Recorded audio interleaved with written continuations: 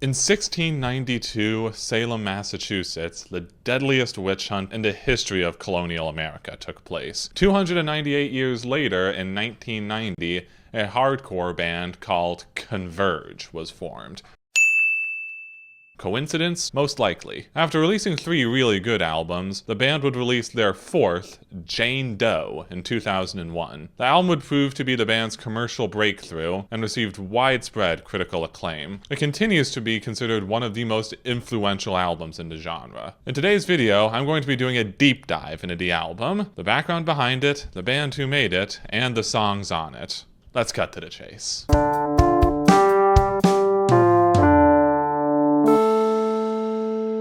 As I've just mentioned, Converge was formed in 1990 by vocalist Jacob Bannon and guitarist Kurt Ballou, who were 14 and 16 years old respectively, so what's your excuse? If you've been watching my channel for some time, you might know that I've already mentioned them in my Chelsea Wolfe video and my Aaron Turner video. They've covered some ground, that's for sure. Converge play a style of heavy music called metalcore, which combines the fast energy of hardcore punk with the down-tuned, head-banging riffs of heavy metal. They've also been classified as mathcore, which is metalcore, but all the lyrics are about calculus. Just kidding. Mathcore is characterized by uneven time signatures, shifting tempos, and an overall chaotic song structure. Converge released 3 albums during the 1990s: Halo in a Haystack, which has yet to be reprinted, Petitioning the Empty Sky, which the band considers more of a compilation album, and When Forever Comes Crashing. These albums, while not receiving a great deal of attention outside of New England, garnered them a sizable underground fan base. By the time 2001 rolled around, they had settled on a 5-piece lineup of Bannon, Ballou, guitarist Aaron Dalbec, bassist Nate Newton, and drummer Ben Collar. The addition of Newton and Collar apparently changed the band's dynamic considerably. In a talk at Berklee College of Music, Blue mentions that Collar's drumming pushed the band in a whole new direction, whereas Newton's songwriting skills meant that the songwriting process was more collaborative, since he had previously tended to dominate in that sense. Dalbec, on the other hand, was quite busy with his side project group, Bane, and was somewhat separated from the whole process as a whole. On the subject of songwriting, Newton said that the band was motivated to write an album that all the hardcore kids were going to hate. Personally, I respect their desire to ruffle a few feathers. Many riffs on the album were originally written for Jacob Bannon's side project, Super Machiner, including 2 entire songs. More on that later. This supposedly inspired some of the album's more experimental moments. The recording took place at 3 different studios. The first of these, Q Division Studios, was also hosting recording sessions for James Taylor's album, October Road. According to the band, Taylor's producer had to walk over to their part of the building on several occasions to let them know that they were being too loud. Guess Taylor's not into hardcore music.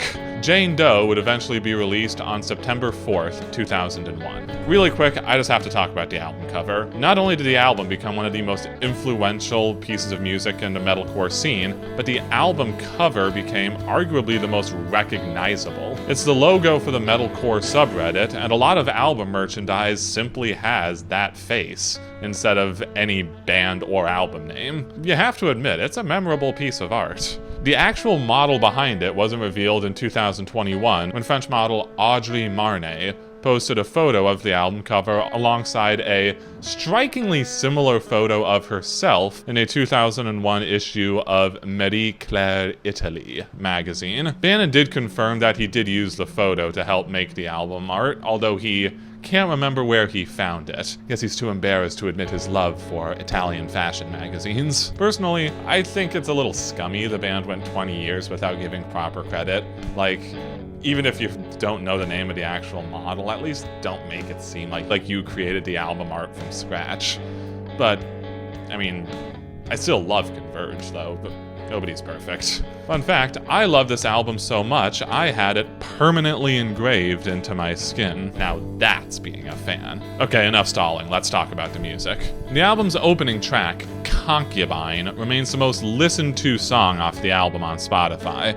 and for a good reason. Despite not even being a minute and a half long, it squeezes in so much quality. After a short guitar intro, it kicks into an up-tempo riff, followed by an absolutely crushing verse, paired with Jacob Bannon's tortured screaming. Then we get a breakdown, perfectly utilizing guitar harmonics, followed by another breakdown, a return to the verse riff, and one final breakdown before the song ends after a grand total of 79 seconds. I remember first listening to this song and being able to recall every second of it after only one spin. Interestingly, the printed lyrics for this differ from what's actually being sung. The lyrics listed in the album sleeve are, "Dear, I'll stay gold just to keep these paths at bay, to keep the loneliest of nights from claiming you, and to keep these longest of days from waking you.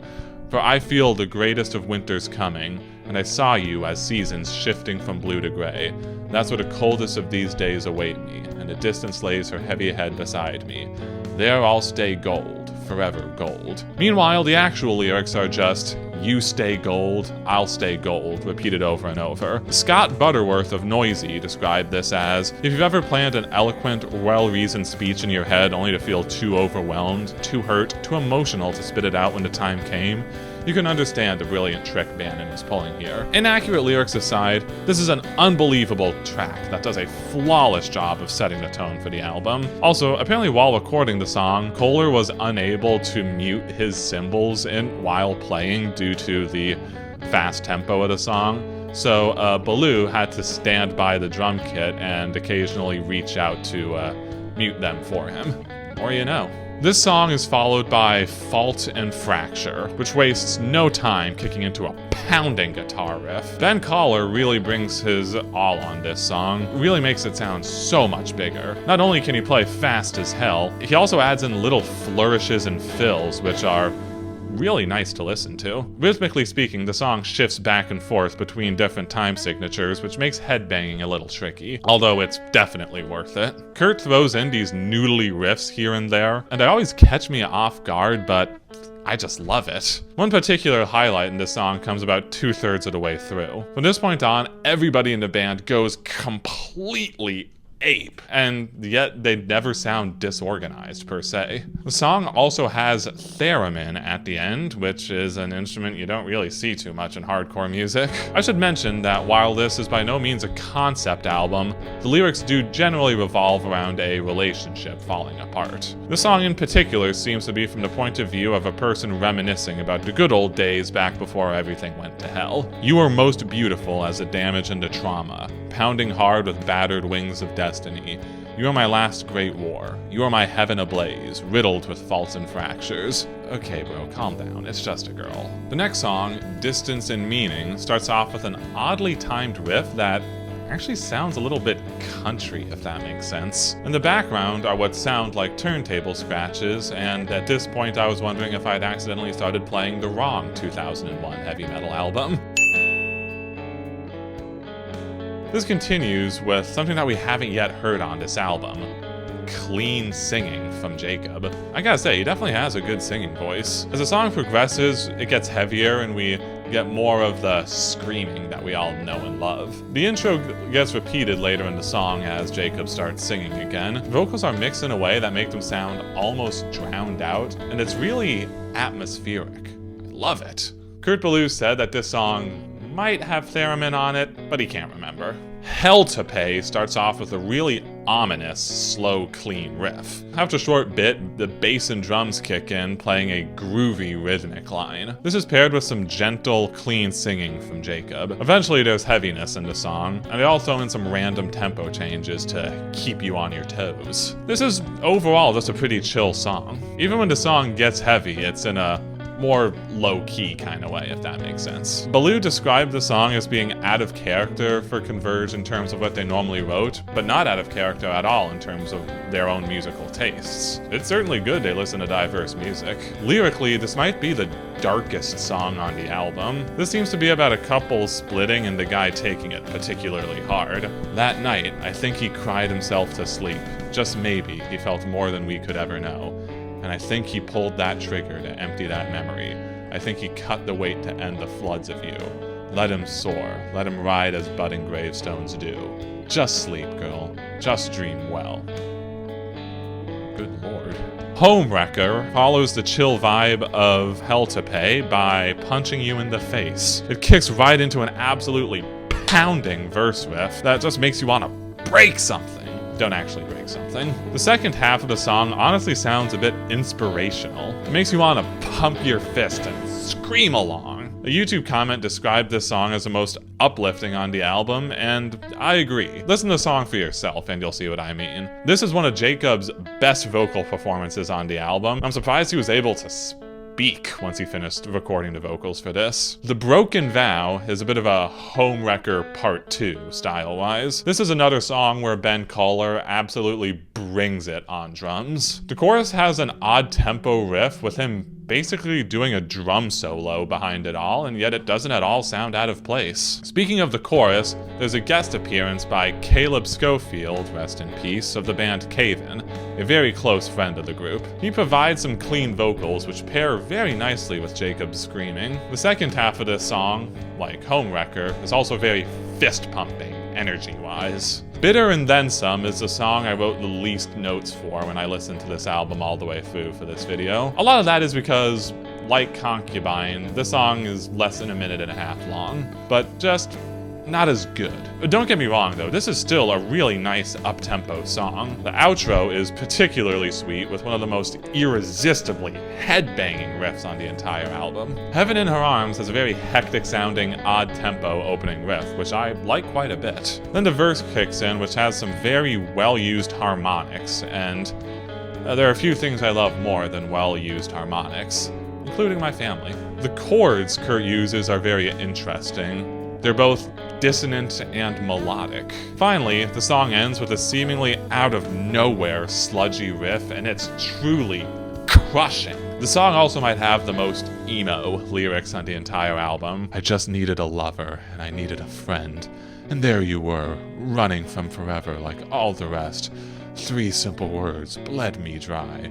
3 simple words bled us dry, bled us dry. I love you. Lighten up, Francis. Phoenix in Flight is one of the 2 songs on this album confirmed to have been written for Jacob Bannon's side project, Super Machiner. This makes sense since it definitely sounds very not hardcore, although that's not at all implying it's not good. It's very slow tempo and actually has some really nice clean singing. The guitar work by Kurt is very atmospheric, but it still manages to be heavy. In the second half, there's some guitar noise that sounds very warbly, for a lack of a better word. Phoenix in Flames is only 42 seconds long, but still manages to be super memorable. The entire song is just Jacob screaming while Ben goes absolutely ballistic on the drums. Someone on YouTube commented that this is what hardcore sounds like to people who don't listen to it.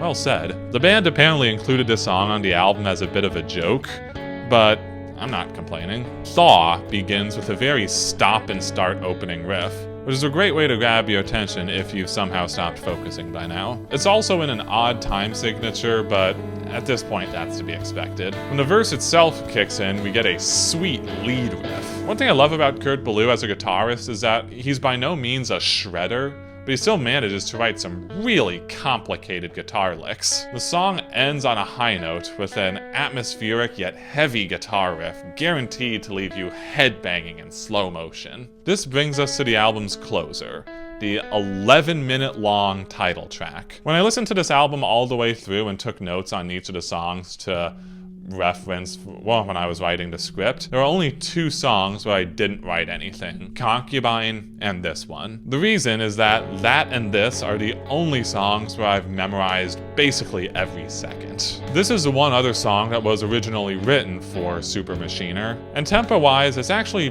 not that fast, but still definitely heavy. The chorus is absolutely incredible. With its epic clean vocals, it just makes you want to close your eyes and sing along. This actually feels a little akin to prog rock in that there are so many sections, each of them justifying their inclusion. At one point there's a section that's just an open chord chug riff, and it still feels perfectly placed. A little over 7 minutes in, we get probably the most ominous yet beautiful lick on the entire album. I honestly don't know how else I can describe it. It's just incredible. Then we get the ending of this song, and it's probably the most cathartic conclusion to any record I've ever heard. I'm not gonna spoil anything for you. Just listen to this album, wait until this song, wait until the ending, and you will know what I mean. It says a lot about this album that it's bookended so masterfully with this and Concubine. It's truly a masterpiece of hardcore music.